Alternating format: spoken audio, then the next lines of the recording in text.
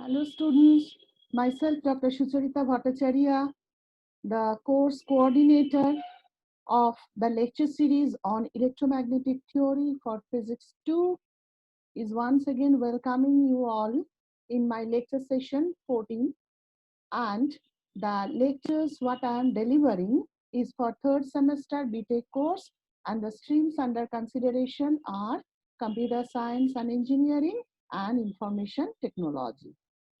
So let us start our today's session as session number 14. Now what we are going to do today? It is the submodule 4.04 and we are continuing the electromagnetic wave and polarization. Today's lecture session is the second lecture session of this submodule, which will cover polarization by reflection and Brewster's law. Then polarization by double diffraction, its explanation with examples, ordinary and extraordinary rays, and positive and negative crystals. That means different methods to produce polarized light. Today we will discuss in our lesson plan. Naturally, the questions to be addressed in today's lesson plan are how polarization can be achieved by reflection. Okay. Next is what about Malus's observation? Already you are familiar with the name Malus. Today we will go in a little bit detail about Malus's contribution. Next question, what we will address is what is Brewster's law.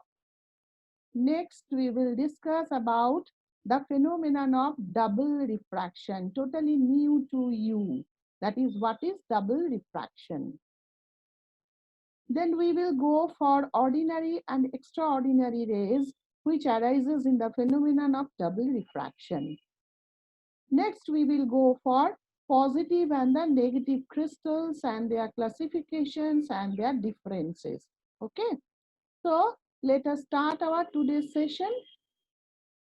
Now, methods of polarization we are starting in today's lecture, because in the last class we already got the idea about the basic of polarization, and then the plane of polarization, plane of vibration, and then the Malus's law we got.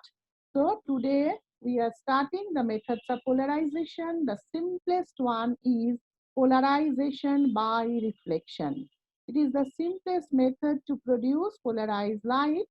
So where Malus first observed that when unpolarized light is reflected from the surface of an optically transparent medium like glass or water, it becomes partially polarized. And the degree of polarization varies with angle of incidence. So Malus observed way back in 1809 that if unpolarized light is reflected from the surface of an optically transparent medium like say glass or water, very common one, it becomes partially polarized, where the degree of polarization varies with the angle of incidence. He also observed that at a particular angle of incidence known as angle of polarization, the reflected light is seen to be completely polarized in the plane of incidence with plane of vibration perpendicular to it. Already we have seen in last class that plane of incidence and plane of vibration obviously perpendicular to each other. So Malus's second observation consists of at a particular angle of incidence known as the angle of polarization. So the definition of angle of polarization is given here. It is that particular angle of incidence at which if the incident light is falling, then the reflected light is seen to be completely polarized in the plane of incidence with plane of vibration perpendicular to it. Now, based on Malus's observation, it was Brewster who performed a series of experiments where he changed the material medium as well as the angles. That means he performed a series of experiments to study polarization of light by reflection from different surfaces and obviously varying the angles of incidences. to identify the corresponding angle of polarization for different surfaces. Okay. Now, what about Brewster's law? What about the outcome of Brewster's experiment? Brewster's law came in the form of 1811 as outcome of Brewster's experiment, where he proved that the tangent of the angle of polarization is numerically equal to the refractive index of the medium. So Brewster's law states that the tangent of the angle of polarization is numerically equal to the refractive index of the medium. It is expressed as mu equal to tan P, where mu is the refractive index of the reflecting medium or the surface, and P is the angle of polarization, whose definition already we have discussed. So tangent of angle of polarization equal to refractive index of the medium. He also proved that at polarizing angle, reflected and refracted rays are 90-degree apart. He also proved that at polarizing angle, reflected and refracted rays are 90-degree apart.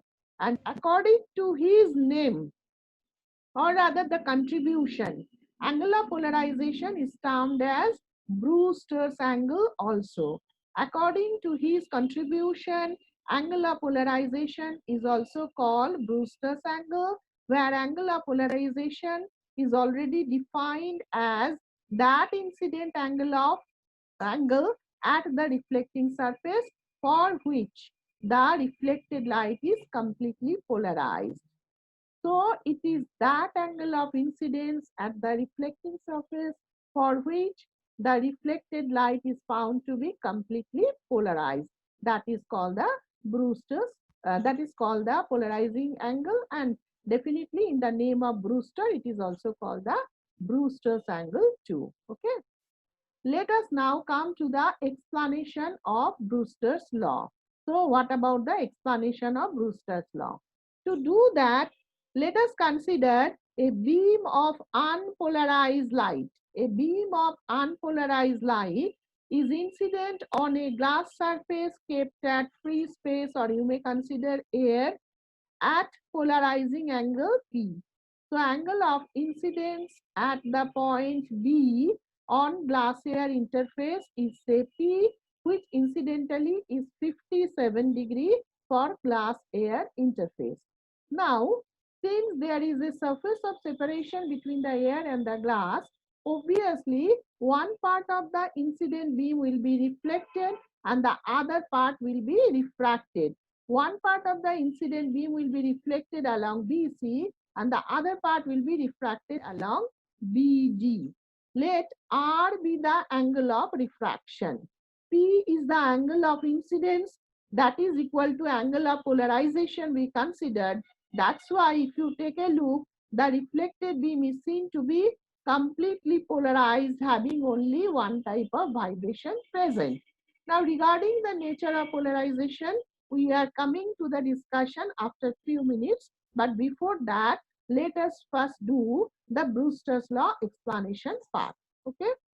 Now, from Brewster's law, we know that mu equal to tan P. Already we have seen it. And from Snell's law of refraction, we also know that mu can be expressed as ratio of sin P by sin R. Actually, it is sin I by sin R.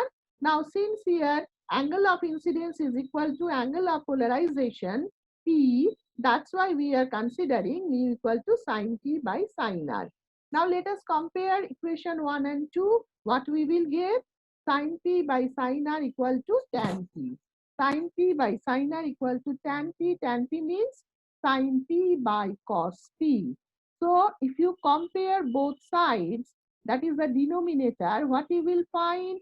Sin R equal to cos P, because numerators are same. Now sin R equal to cos P means sin of 90-degree minus P. So what you are getting? R plus P equal to 90-degree. That means angle of refraction and angle of polarization sum is equal to 90-degree. Then what about the angle between the reflected and refracted beam? This angle plus this angle equal to 90 degree. So what about the angle between the reflected and refracted beam? Obviously 180 degree minus R plus P. So the angle between reflected and refracted ray is CBD equal to 90 degree. That means reflected and refracted rays are 90 degree apart, provided the angle of incidence equal to angle of polarization. That is the statement, another part of the statement of Brewster's law. Basically, it is the corollary of Brewster's law we consider. The main statement obviously is mu equal to tan P. Alternatively, if we start with mu equal to sin P by sin R, that means Snell's law, and we use that R equal to 90 degree minus P from here, what we will find?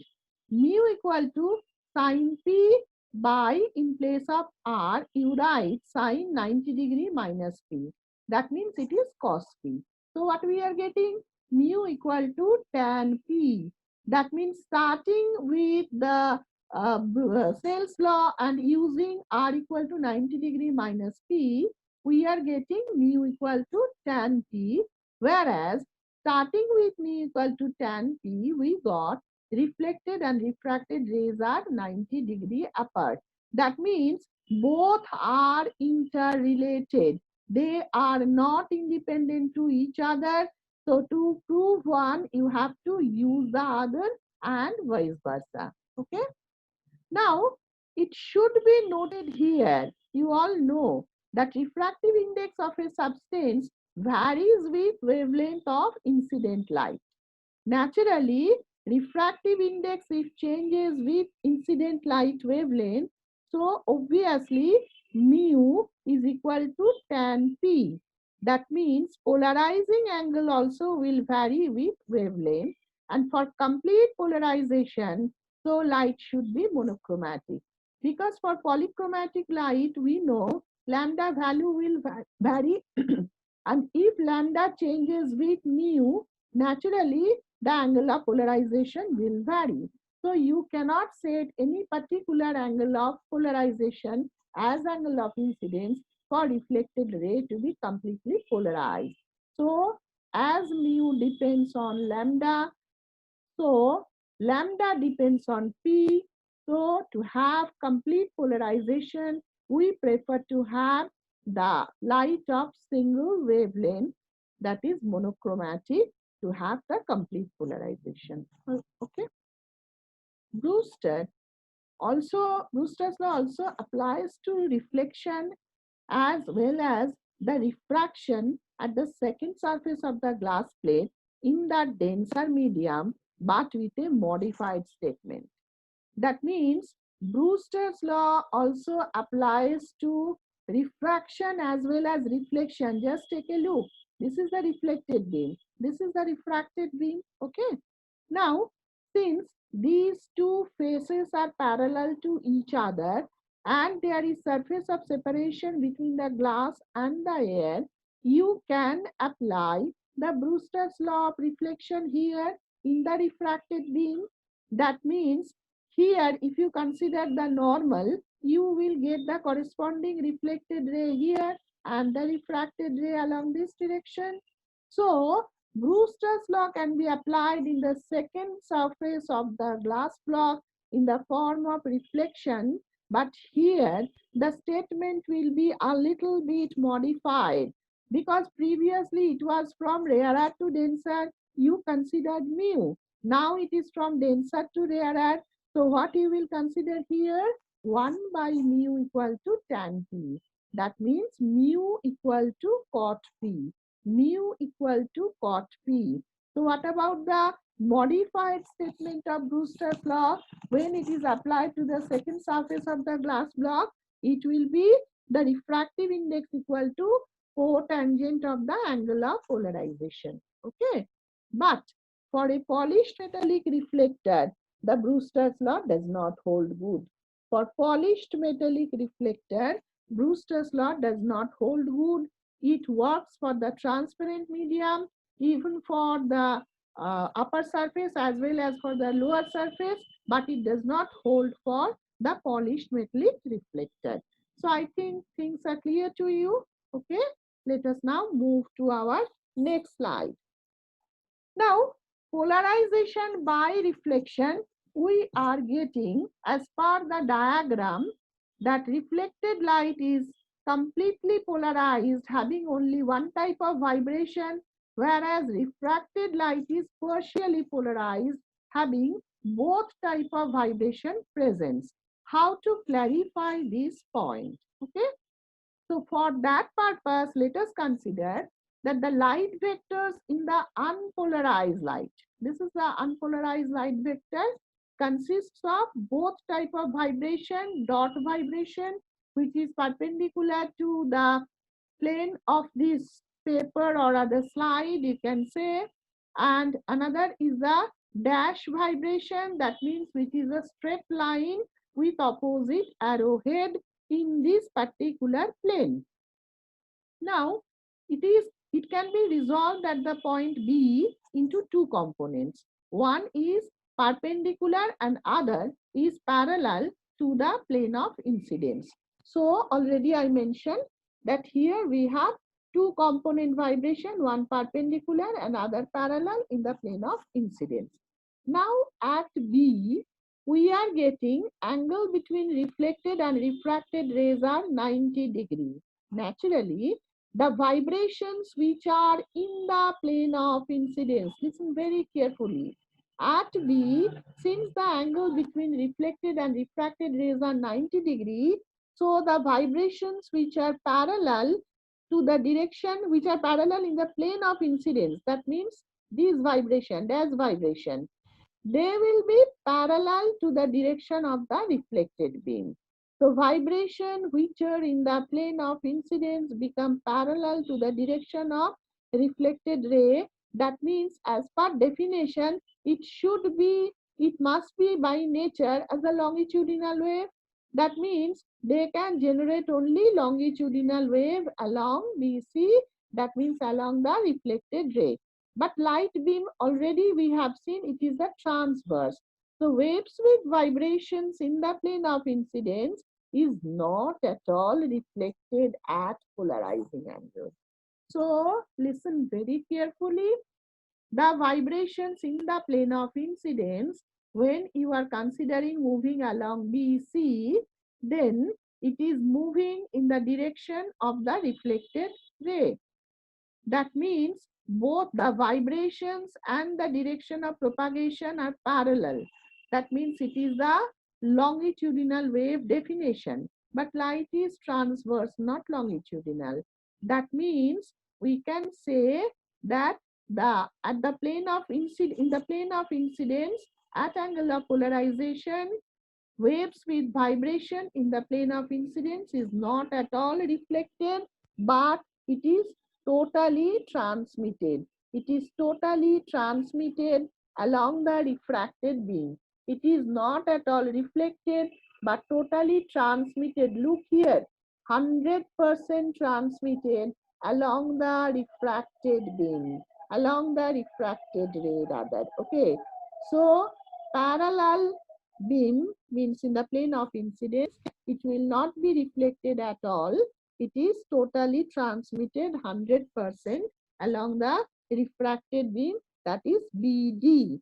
But the wave with dot vibrations, that means perpendicular to plane of incidence, is found to be 15%.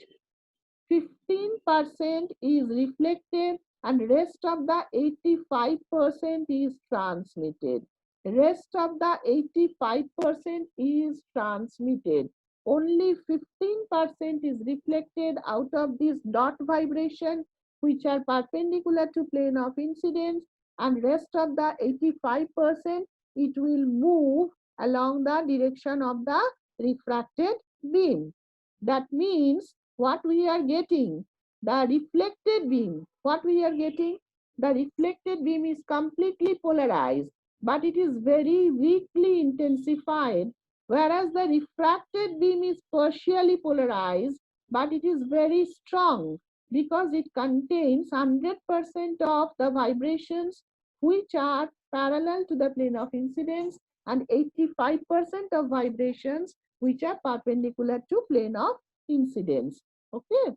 So refracted beam is strong but partially polarized, and reflected beam is weak but completely polarized. Next question naturally arises that how to verify Brewster's law. That means visually, can we get it? The answer is yes. You can place a tourmaline crystal because you are familiar with it as a detector. Not only tourmaline, any other detector, that means analyzer, you can use it. Any detector or analyzer you can place in the path of this reflected beam and rotate it. In the path of the reflected beam, and you can rotate it about the line of vision. So what you will find? In one position of that detector, you will find the light intensity to be maximum, and at 90° from it you will find light intensity to be zero, that is completely extinguished. Naturally question arises why? Because when the direction of vibration of this reflected light is parallel to the transmission axis of the tourmaline crystal, naturally you will get the maximum intensity of light. But if the direction of vibration is perpendicular to transmission axis of the crystal, you will get no light at all. That means complete extinction of light. So very easily you can verify it, and definitely the angle between them will be 90° in between. You can verify it very easily. Okay. Now, in as per our syllabus, we don't have the polarization by refraction. But already you have seen that in the second surface of the glass, you are getting the reflection to be possible as well as refraction. Naturally, the question arises, is there any possibility of making polarized light by refraction? Definitely, our answer is yes. Though I will not go very detailed for it, but still some basic idea we need because of the next portion. Okay. So for that purpose, let us consider incident unpolarized light is making an angle of incidence P, that is angle of polarization at air glass interface. Okay. Then one part will be reflected, other part will be refracted.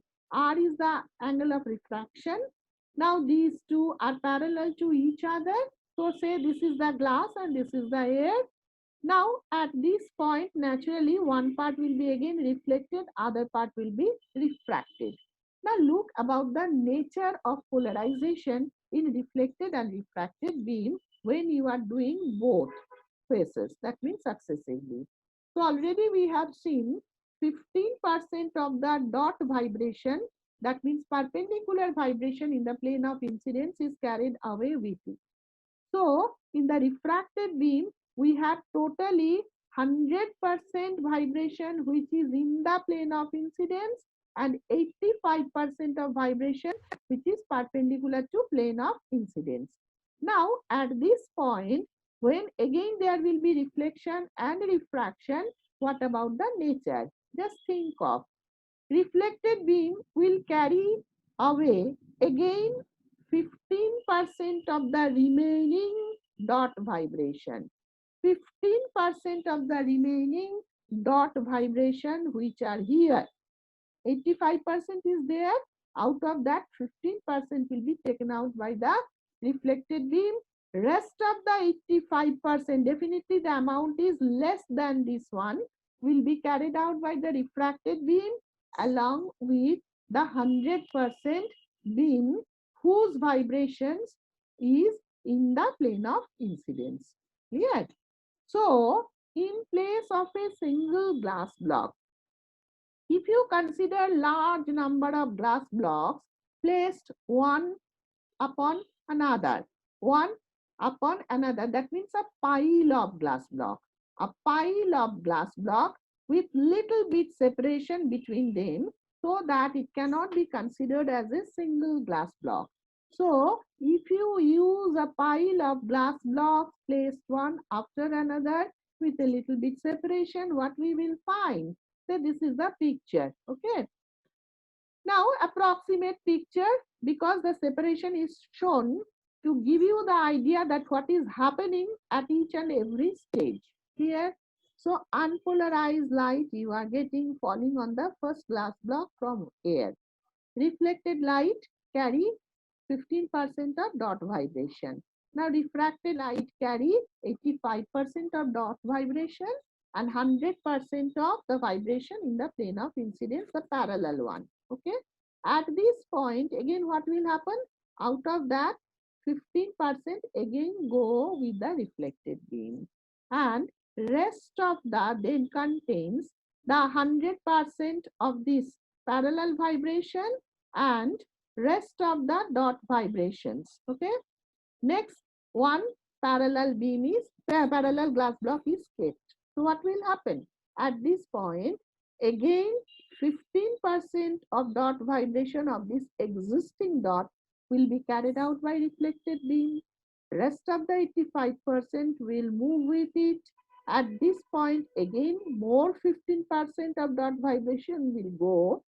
So the beam which is coming out still now partially polarized, but degree of polarization definitely different with respect to this or with respect to this, because the percentage of this dot vibration perpendicular to plane of incidence decreases, whereas these vibrations which are in the plane of incidence remain same.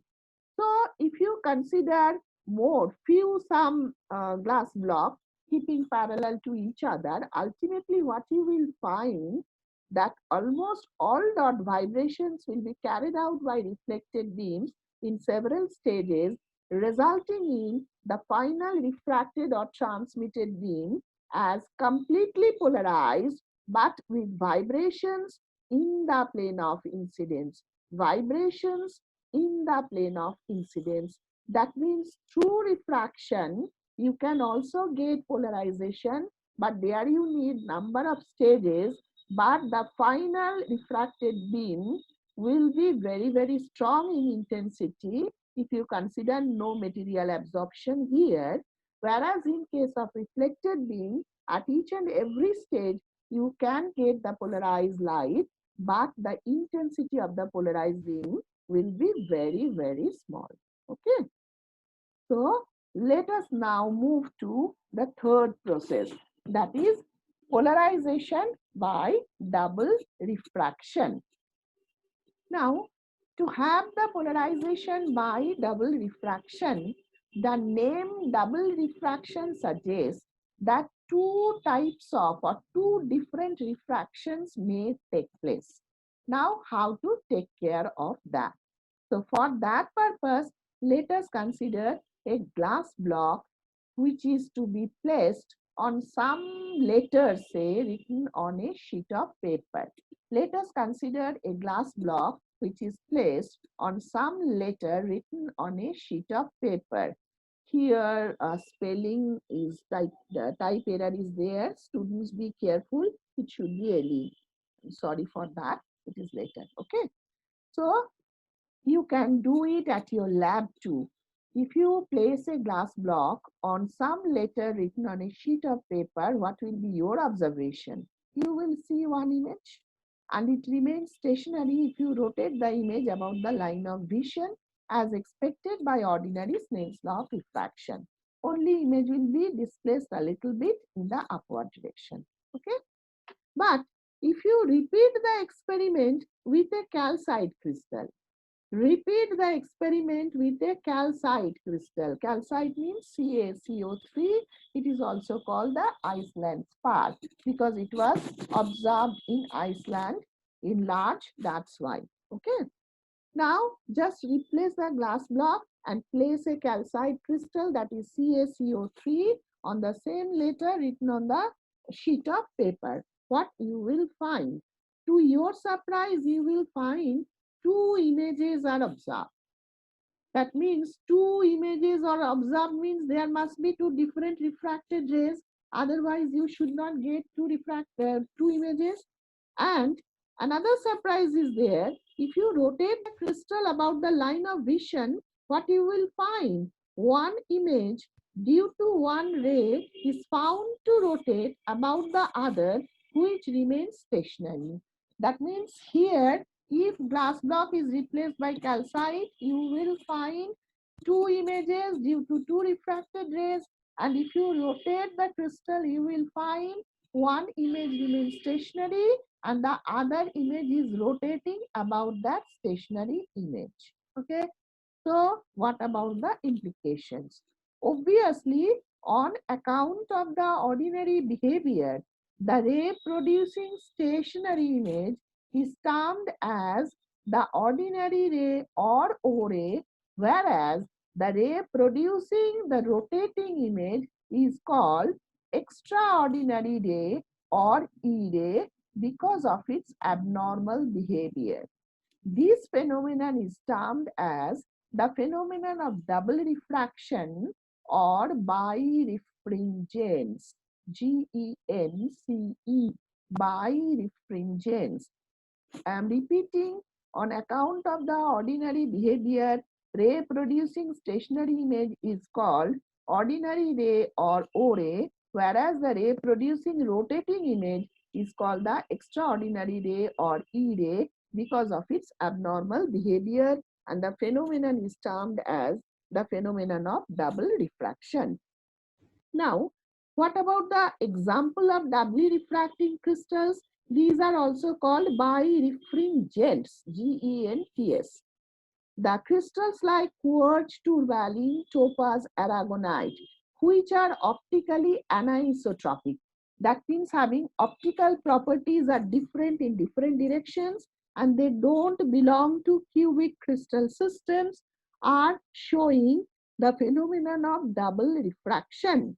On the other hand, the isotropic cubic crystal systems like glass, sodium chloride, diamonds, they don't show the phenomenon of double refractions. That means optically anisotropic crystals which don't belong to cubic system like quartz, tourmaline, topaz, aragonite, they show the phenomenon of double refraction, whereas crystals like glass, sodium chloride, diamonds, which are optically isotropic and don't belong to cubic crystal system, they show they don't show the phenomenon of double refraction. Now, let us explain them as per the Huygens prescription, because Huygens was the person who for the first time observed the phenomenon of double refraction, and he found that both O ray and E ray are plane polarized. Both O ray and E ray are plane polarized. For O ray, the direction of vibration is perpendicular to the principal section of the crystal, whereas for E ray, the vibrations are parallel. That means which remains stationary on rotation of the crystal, that is behaving normally. So it is ordinary ray having vibration direction perpendicular to the principal section of the crystal. For E ray, we will observe the image rotates. So it is behaving not as per Snell's law of refraction. So it is called the E ray. Now, what about the principal section of the crystal? Because from now on, we will define everything in terms of principal section of a crystal. Look here. Principal section of a crystal is that section which contains the optic axis of a doubly refracting crystal, where optic axis again is such a direction within a doubly refracting crystal that light propagated along that direction will not show any double refraction phenomenon.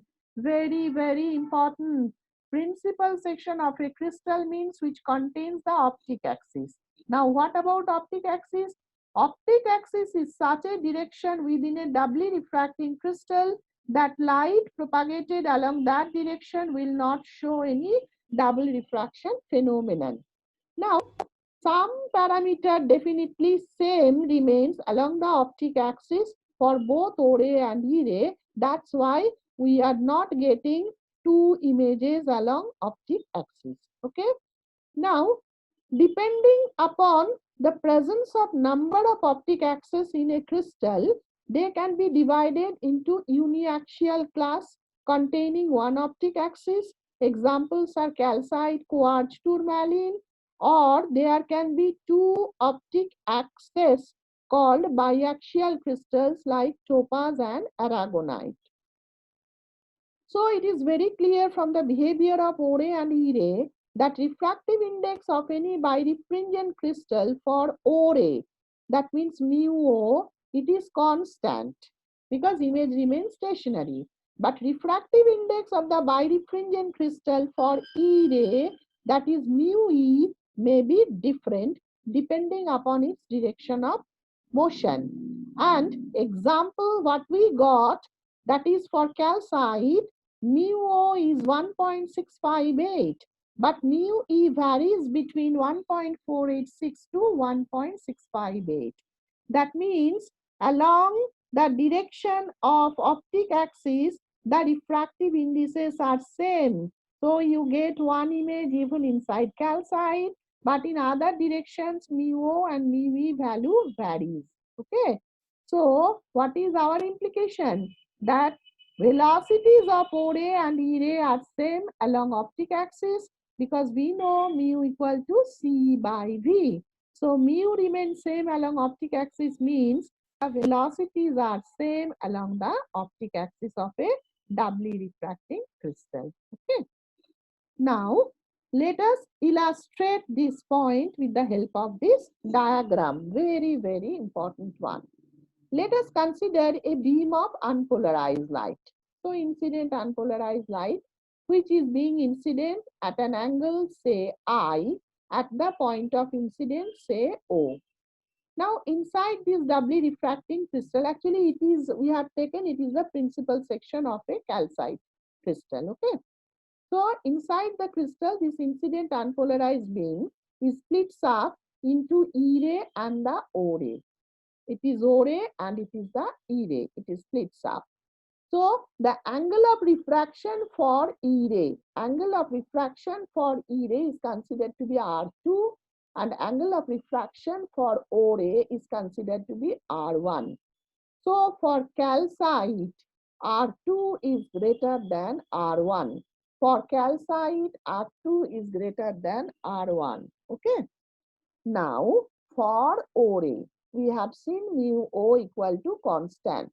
That means refractive index of the crystal for ordinary ray is constant. So, mu O equal to constant means sin I by sin R1 according to Snell's law.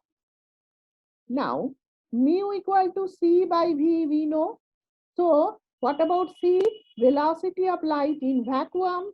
And what about V? Velocity of O ray inside the crystal.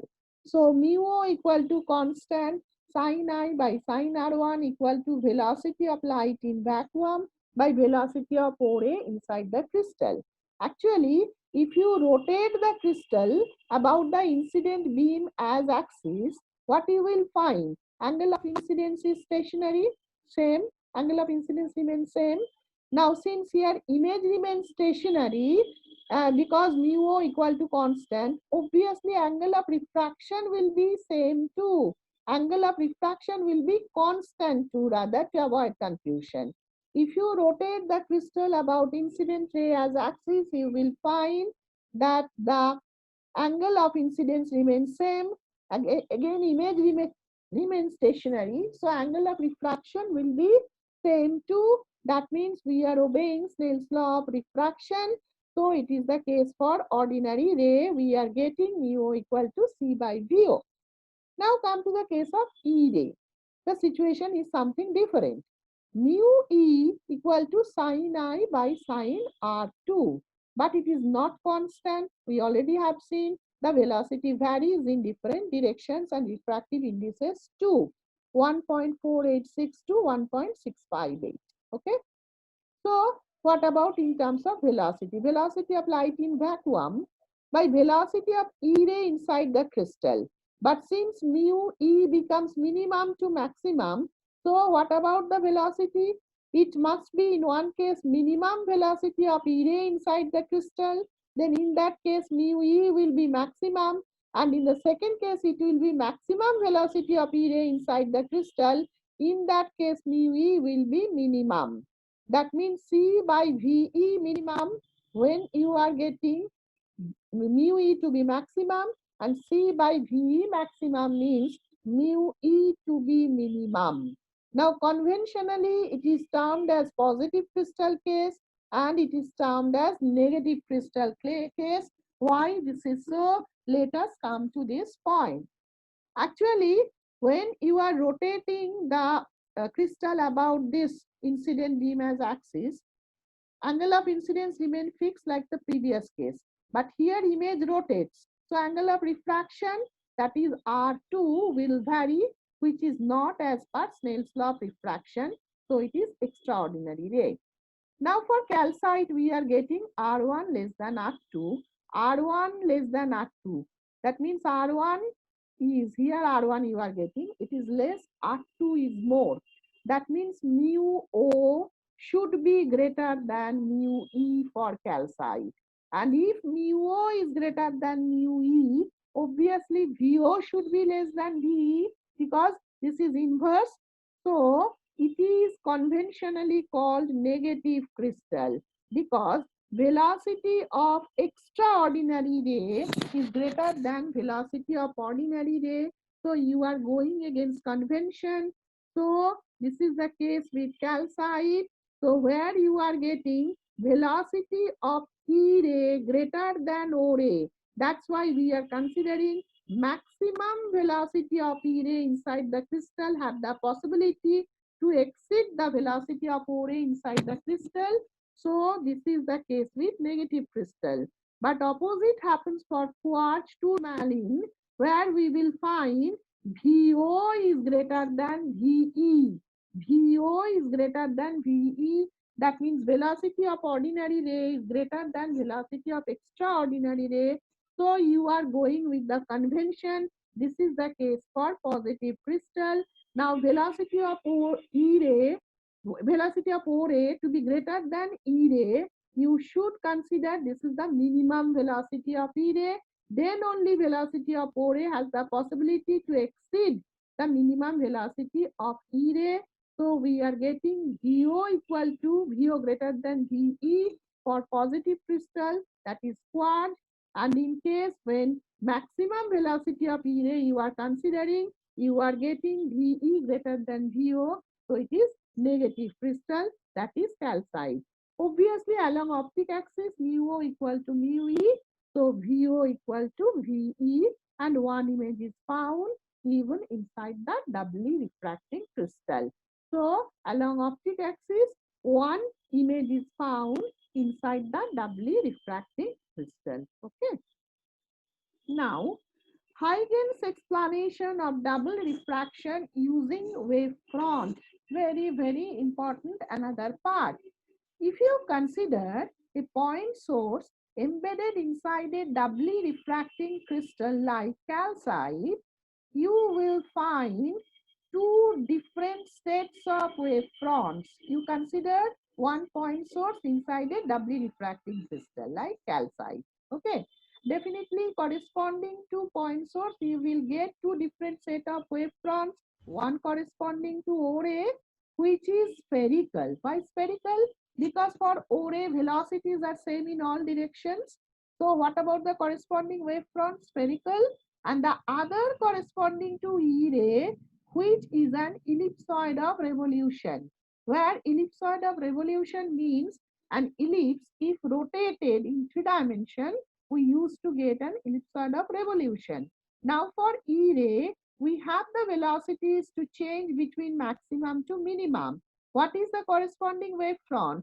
Ellipse in 2 dimension and ellipsoid of revolution in 3 dimension. Now, if ellipsoid of revolution lies outside the sphere, look here, ellipsoid of revolution lies outside the sphere. That means VE is greater than VO. VE is greater than VO. Only along optic axis they are same. The crystal is a negative crystal like calcite. I am repeating. If ellipsoid of revolution lies outside the sphere, the crystal is a negative crystal because VE then greater than VO. On the other hand, if ellipsoid of revolution lies inside the sphere, that means VO greater than VE. Ellipsoid of revolution lies inside the sphere, that means VO is greater than VE. The crystal is called a positive crystal. Obviously, this is the case for quartz. Okay. So, using Huygens double refraction through wavefront explanation, we can differentiate between O ray and the E ray. For E ray, the wavefront is ellipsoid of revolution. For O ray, the wavefront is spherical.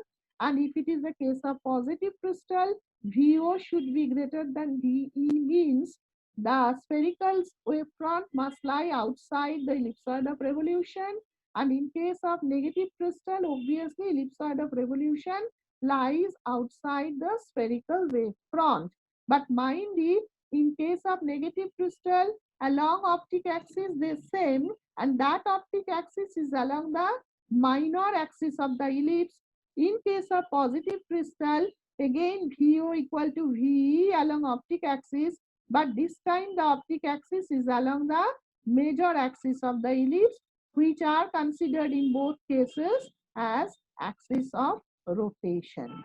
So I think you understood each and every point. Very, very interesting phenomenon. At the same time, it is easy, but lot of informations are there. So I took some more time to complete it.